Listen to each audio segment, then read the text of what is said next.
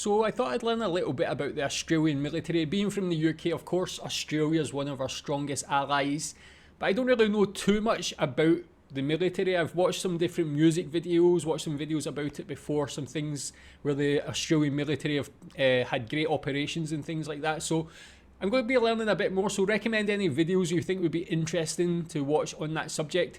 This one is a guide to the Special Forces. Of course, I know Australia has some great Special Forces. Again, being from the UK, we have the SAS, and I think SAS work quite closely sometimes with the Australian Special Forces. So tell me if you've ever been in the Special Forces or the Australian military, how was your experience? And yeah, let's learn a little bit more. Australia's Special Forces community are, perhaps, the most prestigious element of the ADF.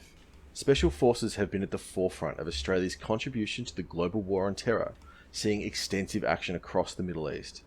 Although this magnificent combat record has been tarnished by accusations of unlawful killings in Afghanistan, specifically by members of the Special Air Service Regiment, the ADF Special Forces legacy is still one of professionalism, gallantry and excellence, a capability that remains one of the best in the world. Yeah, so what was he mentioning there about unlawful killing, something like that? Because that's actually something I've seen with the British military.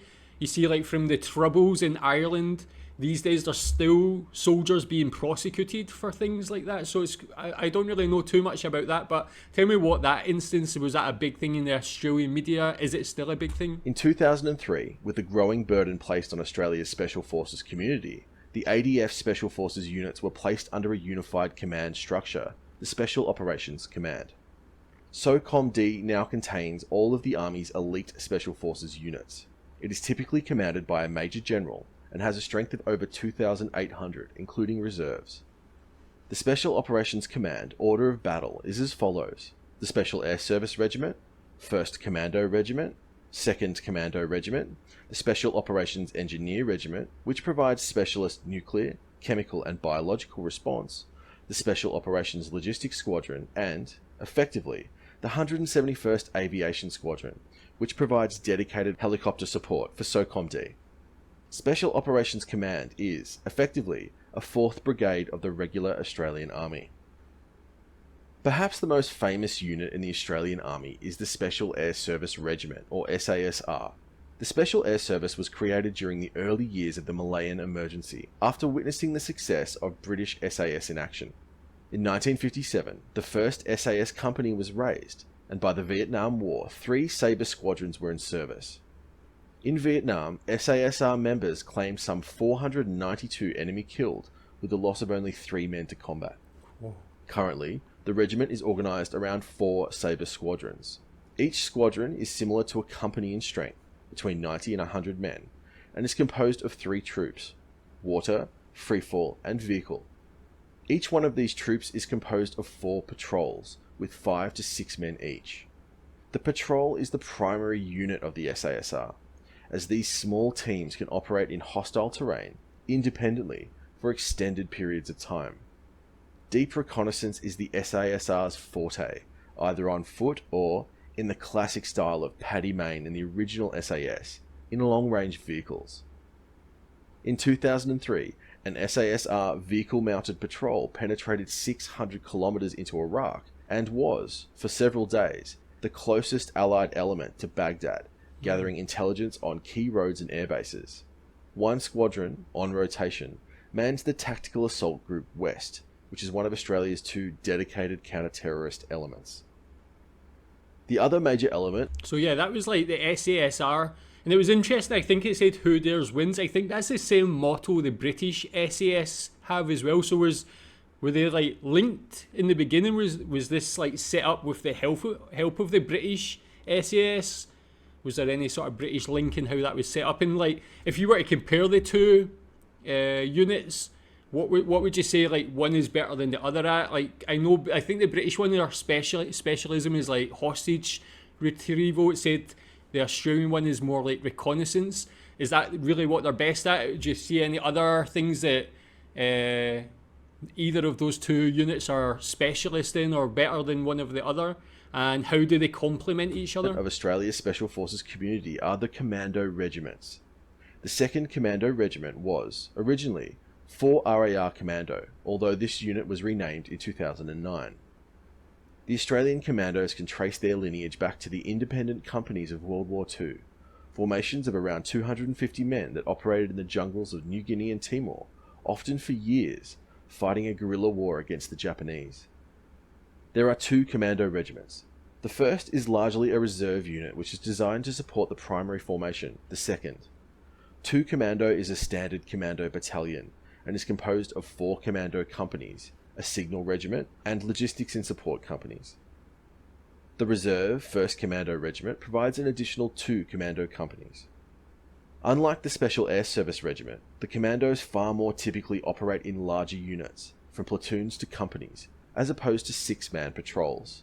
They are, arguably, more optimized to take larger scale offensive action, such as seizing air bases or conducting raids, than the kind of deep, covert recon the SAS typically specializes in. However, both the SASR and Commando regiments are able to conduct the full spectrum of Special Forces roles. Indeed, throughout many operations in Afghanistan, elements of the 2 units routinely fought side by side. In June 2010, an Australian Special Forces task group launched an offensive into the Shah-Wai-Kot district of Kandahar province. This operation was focused on the village of Tizak, which was a Taliban stronghold and had been in their possession since 1995. On the 10th of June, Alpha Company of the 2nd Commando Regiment made a helicopter assault on the village, where they came under intense machine gun fire in the landing zone. After a day of fighting, intelligence indicated that Taliban forces were massing for a counterattack, so the commandos were reinforced by a troop from 2nd Squadron SASR. After 5 days of continuous battle, the badly mauled Taliban forces withdrew from the area, leaving the Australians in command of the village and surrounding high ground. Around 100 Taliban are believed to have been killed for the loss of only 1 Australian and 1 Afghan soldier, both of whom were wounded.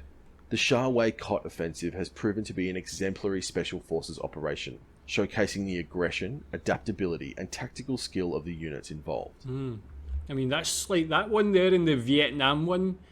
The losses of the other side compared to the Australian really just show the power of these Australian forces, like really, and like elite level special forces, but really successful as well. But like with regards to the Commandos and the SASR or SAS, like how's the entry requirements? What do the recruits or potential recruits have to go through to actually enter these? Is it very, very like high bar after they do get in? What's the training like and things like that? How does it compare to the training and entry requirements of other special forces from other countries?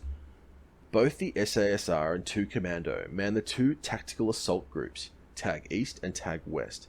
The tactical assault groups are Australia's dedicated counterterrorism units, and are the only major domestic roles for the Commandos and SASR. The tactical assault groups are focused on high-end counterterrorism on land or sea, and routinely train in retaking aircraft, buildings, and ships.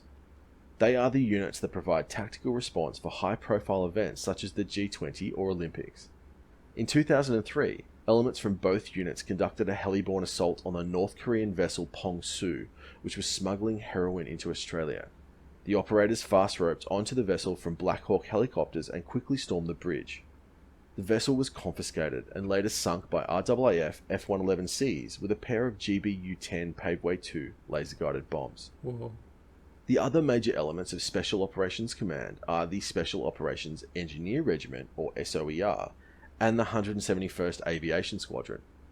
SOER provides a dedicated nuclear, chemical and biological response team for both domestic and international contingencies, although this is now integrated with the tactical assault groups. These engineers also provide dedicated mobility, survivability and explosive support to Australian Special Forces, and routinely had elements deployed to Iraq and Afghanistan. The 171st Army Aviation Squadron is not formally part of Special Operations Command. However, it provides dedicated helicopter support to Special Forces. The squadron is still equipped with S-78 Black Hawks, although the MRH-90 Taipan will be introduced in the coming years. In November 2020, the Inspector General of the Australian Defence Force published a report into alleged war crimes by a small number of SAS operators. It was found that over several years, some 39 Afghan prisoners had been killed. These killings, often done to blood new patrol members within a specific squadron, were deemed to be illegal by the Inspector General. None occurred during the heat of battle, and none could be justified in the name of operational security. They have been referred to the Australian Federal Police for investigation. There was, however, no evidence that this behaviour was more widespread within the regiment. As a permanent mark of shame, the regiment's 2nd Sabre Squadron will be permanently struck from the Army's order of battle, and a new formation will be raised in its place. The report found that, within the Special Air Service Regiment, a dangerous culture of elitism, arrogance and entitlement had developed. This included a toxic competition between the SAS and Commandos, which only deepened this sense of entitlement. To rectify this toxic organisational culture, the Commando and SAS initial training programs will be amalgamated into a single Special Forces training scheme, with operators spending a year training together before being posted to their respective regiments. Do you think that's a good thing, like splitting or to combine the training like that? What's the advantages? What's the disadvantages? Is it less specialist? Because they're not like they're not with their unit the whole way. They're like just going to get split up in the middle. I guess there could be advantages, disadvantages. Tell me what you think. This will be a substantial change from the 2 distinct training programs ran by both units. Nonetheless, even with this shameful episode now a part of its history, Australia's Special Forces are one of the most effective offensive tools in the ADF and gives Australia a significant competitive advantage over other regional powers.